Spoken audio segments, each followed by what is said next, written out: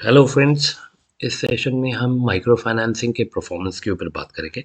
देखिए, जैसे पहली स्लाइड हमारे पास है, फिगर नंबर 2 से स्टार्ट कर रहा है। इसमें बेसिकली रूरल और अर्बन डिवाइड के बारे में मेंशन किया है। देखिए, माइक्रो फाइनेंसिंग मेनली एक रूरल एरिया इनिशिएटिव है। अर्बन में तो नो डाउट है, बट उसका अगर आप देखेंगे रेलेवेंस वो रूरल इंडिया में जितना है उतना अर्बन में नहीं है, क्योंकि यहाँ पे आपको बहुत इजीली बोरोअर्स मिल जाएंगे। इस पर्टिकुलर स्लाइड पे वी आर लुकिंग इन की लाइक माइक्रो फाइनेंसिंग इंस्टीट्यूशन जो है उनका ब्रांच नेटवर्क कैसे उन्होंने एस्टैब्लिश किया है। Excuse me. इसमें उन्होंने डिफाइन किया है। देखिए, माइक्रो फाइनेंसिंग इंस्टीट्यूशन जो है वो चार फर्दर सब क्लासेस में बटी हुई है। Small micro finance, medium, large and very large. Small का मतलब जो 100 करोड़ से कम है। यहाँ आप देखें टोटल दिया हुआ है, उसके बाद फिर स्मॉल की वैल्यूज मेंशनड है। उसके अगली वैल्यू जो है वो आपके medium type of micro financing institution है। उसके बाद आपके लार्ज और वेरी लार्ज।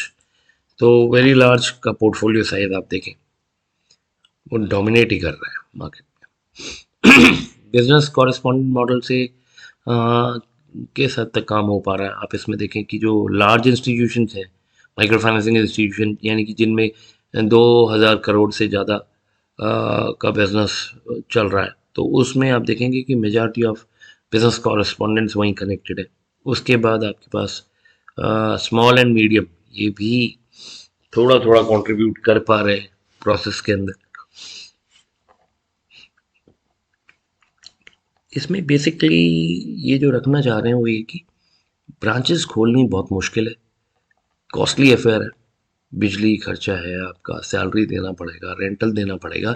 इससे बेटर है कि आप बिजनेस फैसिलिटेटर कुछ गांव के लोगों को भी ट्रेन करके उनके बीच में एज ए बिजनेस कॉरेस्पॉन्डेंट भेज दें और उनकी रिपोर्टिंग ब्रांच में ले लें, ताकि आपका दोनों ही काम हो जाए।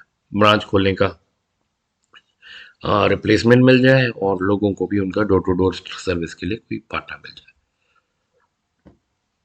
इसमें उन्होंने बेसिकली दो स्क्रीनशॉट्स साथ में रखे हुए हैं। ये फर्स्ट वाले स्क्रीनशॉट में ये field staff versus other staff का रेशियो प्रोपोर्शन दिखा रहे हैं एमएफआईज के अंदर।